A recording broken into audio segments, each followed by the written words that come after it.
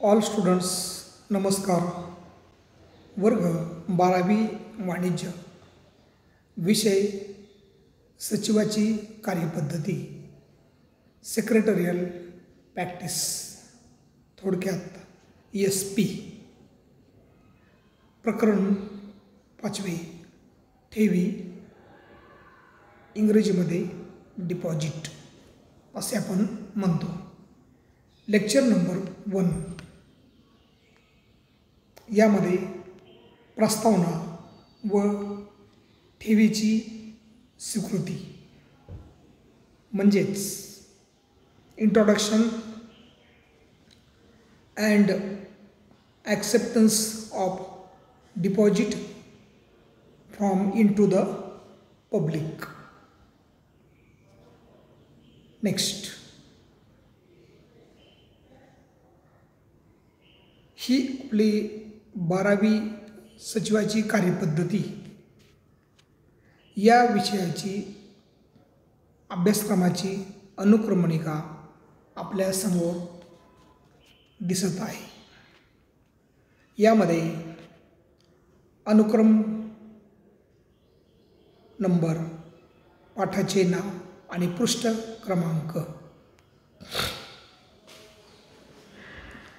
अनुक्रमांक 1, संस्थात्मक वित्त व्यवस्थापनाची ओळख.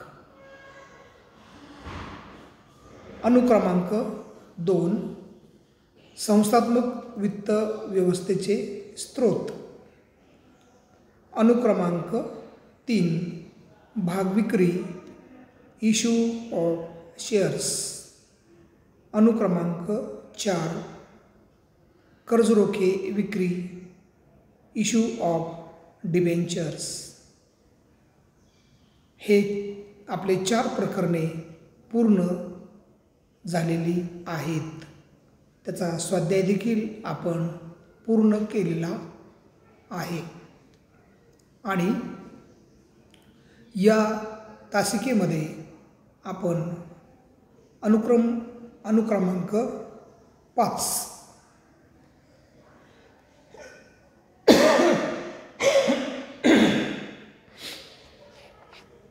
हे अनुक्रमांक 5, ठेवी, डिपॉझिट.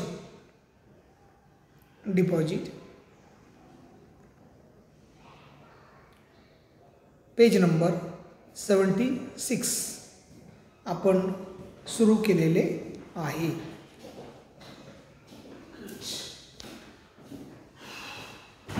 प्रकरण क्रमांक 5, ठेवी, डिपॉझिट.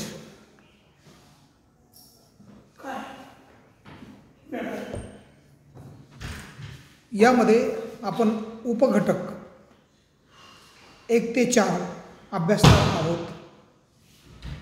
यामध्ये 5.1 ठेवींची स्वीकृती, 5.2 ठेवी स्वीकारण्याच्या अटी आणि शर्ती, 5.3 जनतेकडून ठेवी स्वीकारण्याची कार्यपद्धती आणि 5.4 सभासदांकडून ठेवी स्वीकारण्याची कार्यपद्धती. येथे 2 कार्यपद्धती आहेत. एक म्हणजे deposit acceptance deposit from public and acceptance deposit from members. तर हे या प्रकरणातील उपघटक आहेत. नेक्स्ट, प्रस्तावना, ठेवी. कंपनी आम जनतेकडून किंवा तिच्या सभासदांकडून ठेव स्वरूपात रक्कम स्वीकारते. त्यावेळी तिच्या भांडवलात वाढ होण्यास मदत होते.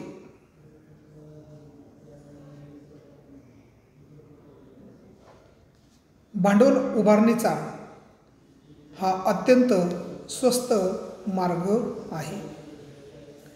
ठेवीच्या माध्यमातून भांडवलाची उभारणी केल्यामुळे भांडवलावर नियंत्रण ठेवण्याची गरज भासत नाही, कारण ठेवी या अल्प मुदतीसाठी स्वीकारल्या जातात.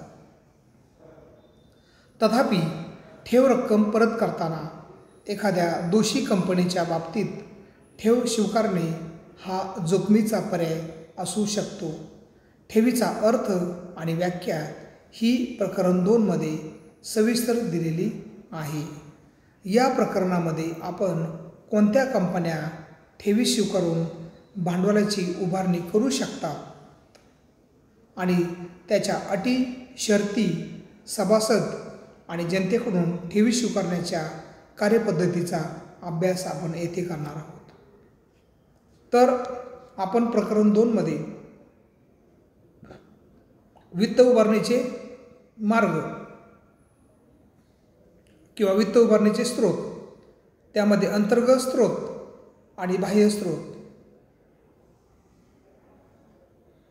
बाह्य स्रोतमध्ये आपण भागांची विक्री, कर्जरोख्यांची विक्री, बंधपत्रे, ठेवी स्वीकारणे, त्यानंतर अमेरिकन व जागतिक ठेवपावती, व्यापारी पतपत्र, व्यापारी हुंडी, सरकारी हुंडी, त्याचबरोबर बँकेचे कर्ज, वित्तीय संस्थांचे कर्ज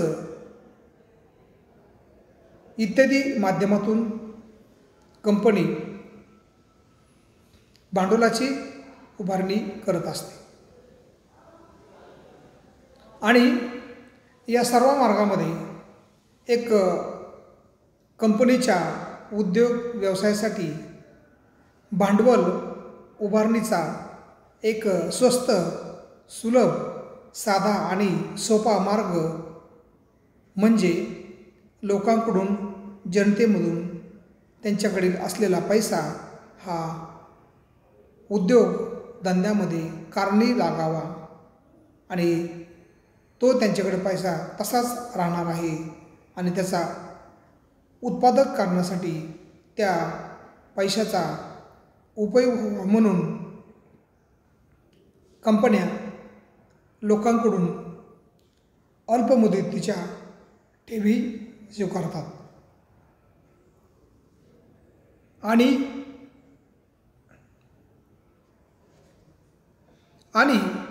या ठेवी स्वीकारत असताना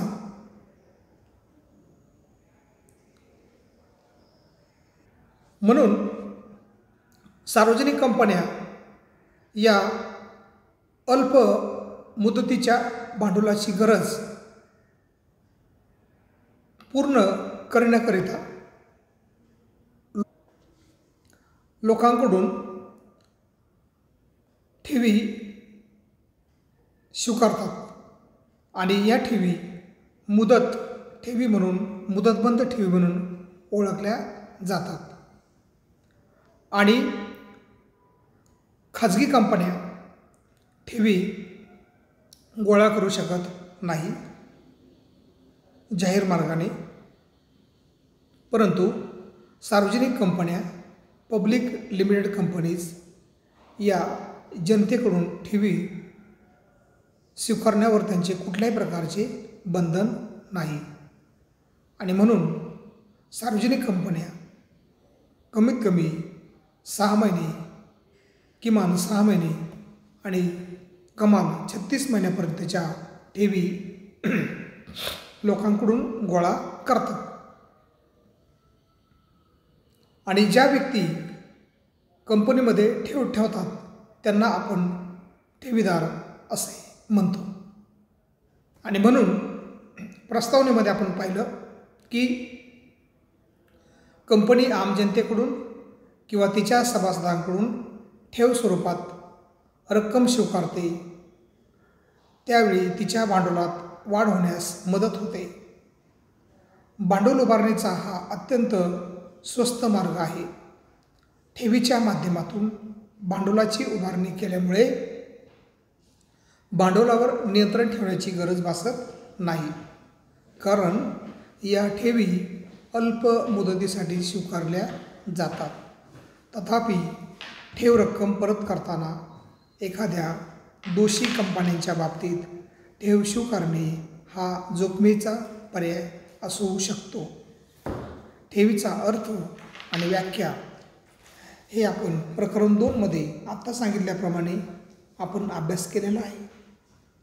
आणि या प्रकरणामध्ये कोणत्या कंपन्या ठेवी स्वीकारून भांडवलाची उभारणी करू शकतात आणि त्यांच्या अटी, शर्ती, सभासद आणि जनतेकडून ठेवी स्वीकारण्याच्या कार्यपद्धतीचा अभ्यास करणार आहोत. नेक्स्ट,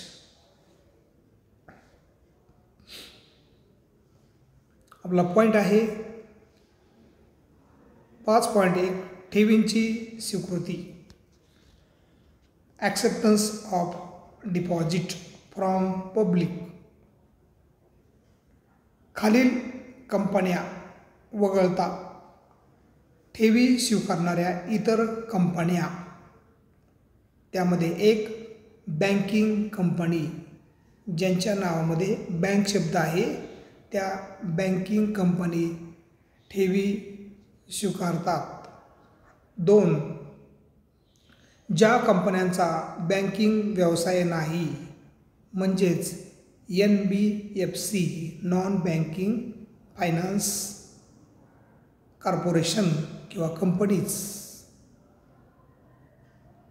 त्यामध्ये बँक नाव यांच्यामध्ये नसतं, त्यांना आपण म्हणतो नॉन बँकिंग फायनान्स कॉर्पोरेशन. 3 गृहकर्ज पुरवठा कंपनी, गृहकर्ज वित्तीय संस्था HFC, हाऊसिंग फायनान्स कॉर्पोरेशन.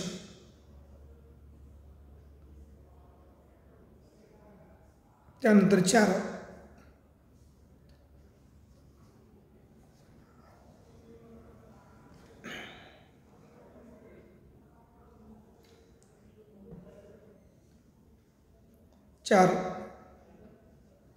सरकारद्वारे निश्चित केलेली इतर कोणतीही कंपनी. वरील वगळता इतर कंपन्या यांना अ कंपनी कायदा 2013ला कलम 73 ते 76 मध्ये आणि ब कंपनी ठेवी स्वीकृती नियम 2014 आणि क ठेवी स्वीकारण्याबाबत रिझर्व्ह बँक ऑफ इंडियाने निर्देशित केलेल्या अधिकृत सूचना यातील तरतुदींची पूर्तता करून ठेवी स्वीकारता येतात. म्हणजे अ, ब आणि क. अ मध्ये सरकारद्वारे निश्चित केलेली इतर कोणतीही कंपनी, त्यामध्ये भारतीय कंपनी कायदा 2013 त्यामधील कलम 73 ते 76 मध्ये आणि ब कंपनी ठेवी स्वीकृती नियम 2014 आणि क ठेवी स्वीकारण्याबाबत रिझर्व्ह बँक ऑफ इंडियाने निर्देशित केलेल्या अधिकृत सूचना यातील तरतुदींची पूर्तता करून ठेवी स्वीकारता येतात. तर या ज्या तरतुदी आहेत यांचं पालन करणे आवश्यक आहे. कायद्याचं पालन करणे आवश्यक आहे. खालील तक्त्यात कोणत्या कंपन्या सभासदांकडून आणि जनतेकडून ठेवी स्वीकारू शकतात ते दर्शवण्यात आले आहे. नेक्स्ट,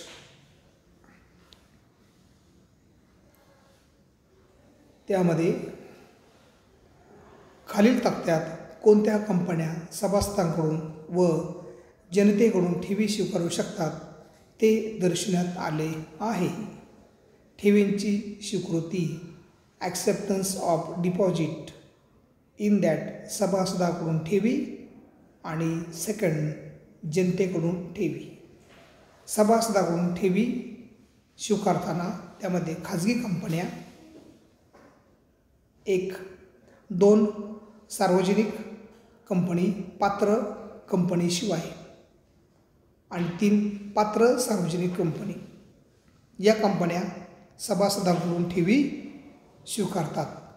आणि मग जनतेकडून कोणत्या कंपन्या ठेवी स्वीकारतात तर त्यामध्ये पात्र सार्वजनिक कंपनी म्हणजे लायबल पब्लिक लिमिटेड कंपनी आणि त्याचबरोबर सरकारी कंपनी.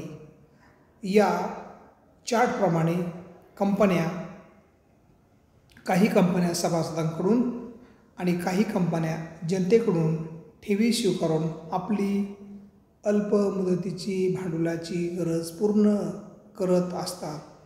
आणि त्यातून देखील कंपनीचे जे दैनंदिन खर्च आहेत ते भागविण्यासाठी वर्किंग कॅपिटल म्हणून या भांडवलाचा उपयोग केला जातो.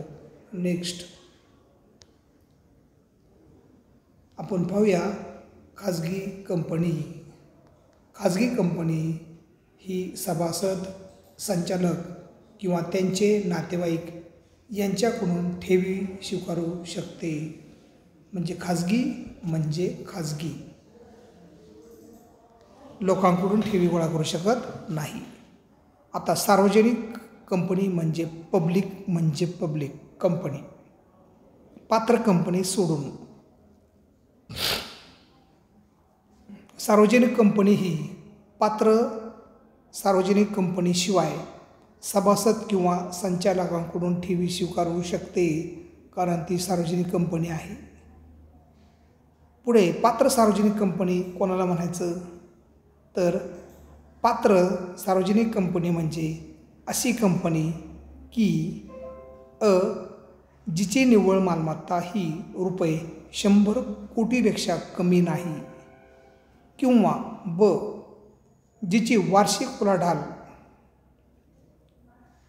ही ₹500 कोटीपेक्षा कमी नाही आणि सभासदांच्या सभेत ठेवी स्वीकारण्याबाबत विशेष ठराव संमत करून त्यास मान्यता देण्यात आलेली आहे अशी सार्वजनिक कंपनी. तिला म्हणायचं पात्र सार्वजनिक कंपनी. निव्वळ किंमत वजा वसूल भांडवल निव्वळ किंमत वजा वसूल भांडवल अधिक मुक्त राखीव निधी अधिक प्रतिभूती म्हणजे सिक्युरिटीज भाग आणि कर्ज रोखे वजा न वाटलेला तोटा अनपेक्षित खर्च न वजा केलेला किरकोळ खर्च. त्यानंतर 2 उलाढाल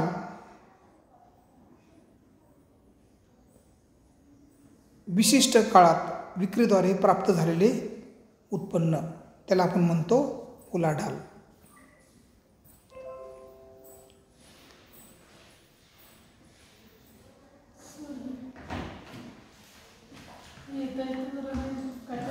लेक्चर नंबर 1 मध्ये प्रस्तावना व ठेवींची स्वीकृती यासंबंधी माहिती पाठवलेली आहे. तरी सर्वांनी व्यवस्थितरित्या प्रकरण 5 ठेवी संबंधी माहिती करून घ्यावी आणि आपला स्टडी चालू ठेवावा. धन्यवाद.